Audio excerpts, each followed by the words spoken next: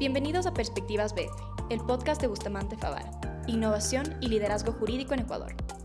En cada episodio creamos un espacio único donde nuestro equipo multidisciplinario de abogados y expertos invitados analiza los temas más relevantes de la actualidad desde una perspectiva legal y económica. Con un enfoque práctico, exploramos los desafíos y oportunidades que impactan nuestro presente y moldean nuestro futuro, tanto en Ecuador como en el mundo. Gracias por acompañarnos. Comencemos. Hola con todos, soy Javier Palacios, asociado senior de Bustamante Favara. El día de hoy estamos con Paola Gaibor, asociada del equipo de Bustamante Favara, y toparemos un tema muy interesante, una mirada constitucional de cara a las nuevas elecciones. Bienvenida, Paola.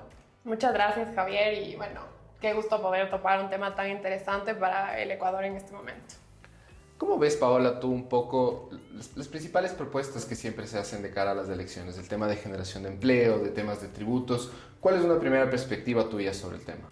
Bueno, yo creo que para analizar este punto es sumamente importante volver a un poco las preguntas que le hicieron a los candidatos presidenciales del día domingo en el debate.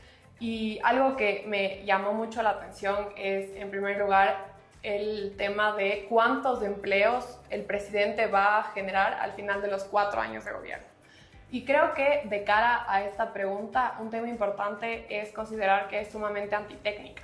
El presidente como tal, o si bien el Estado tiene la obligación de garantizar el derecho al trabajo, digamos, a todos los ciudadanos, eso no quiere decir que como tal el presidente tenga una obligación de generación de empleos, ni menos aún que al final se vaya a considerar que los empleos adicionales que hayan existido en estos 4 años sean porque el presidente los generó.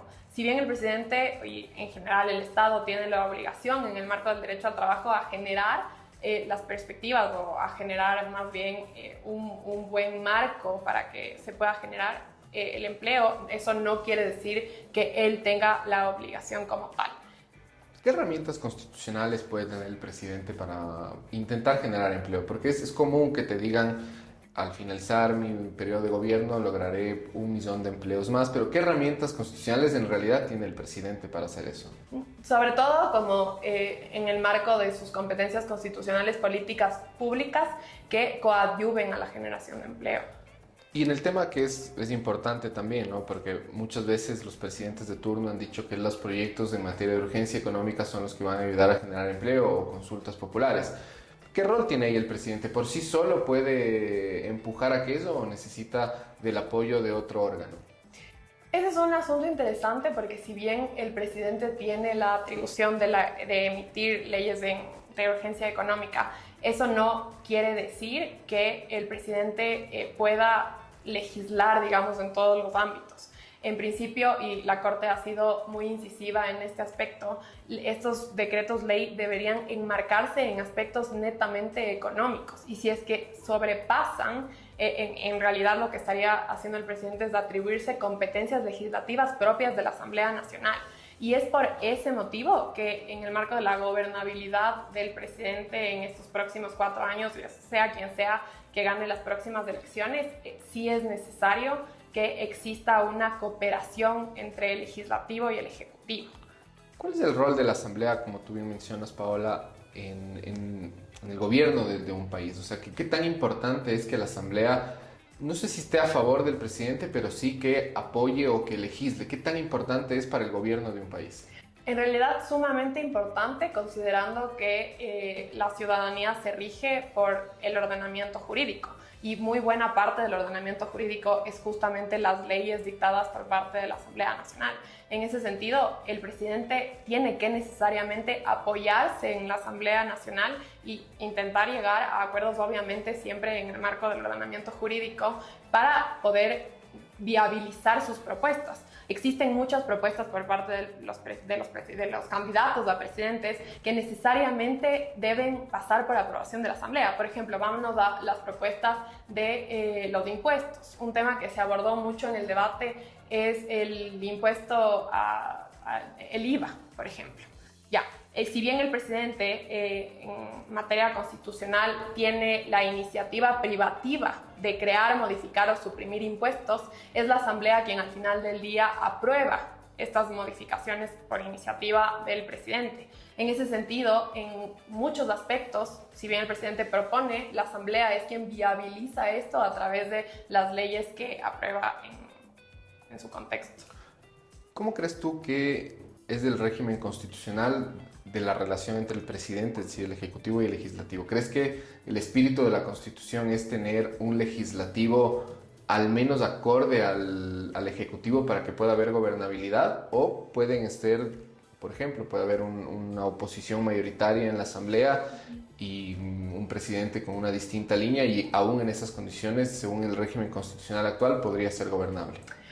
A ver, yo creo que por el principio de separación de poderes en un inicio no necesariamente deberíamos decir que la Asamblea tiene que ser pro presidente o en contra del presidente, pero lo que sí es cierto es que el régimen constitucional que tenemos en el Ecuador coadyuva a que en el caso de que haya hay una postura similar en el Ejecutivo y en el Legislativo, sea mucho más fácil la gobernanza.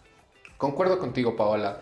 Y yo creo que en realidad el régimen constitucional lo que promueve es un ejercicio democrático entre las funciones, sobre todo ejecutiva y legislativa, de tal forma de que se garantice gobernabilidad.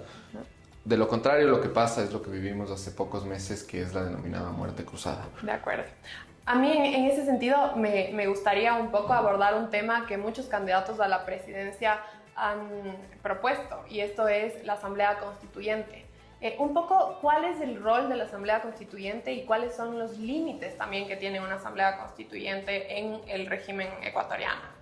Es muy bueno y muy válida esa pregunta, porque creo que la mayoría de los candidatos lo que sostienen es que la Constitución se agotó, que ya se hizo todas las pruebas de la Constitución de 2008, pero que no resiste más al estado actual, que es el Ecuador, el país, ¿no es cierto? ¿Qué es una Asamblea Constituyente? Básicamente es un máximo organismo encargado de una única función, que es de reescribir el texto constitucional, de emitir una nueva carta magna que nos guíe a todos, con nuevos principios económicos, con nuevos principios políticos y con un nuevo régimen de garantías constitucionales. Esta propuesta, si bien es viable jurídicamente, también hay que tomarla con mucho cuidado, porque implica, un término más coloquial, un borrón y cuenta nueva a efectos jurídicos, diríamos.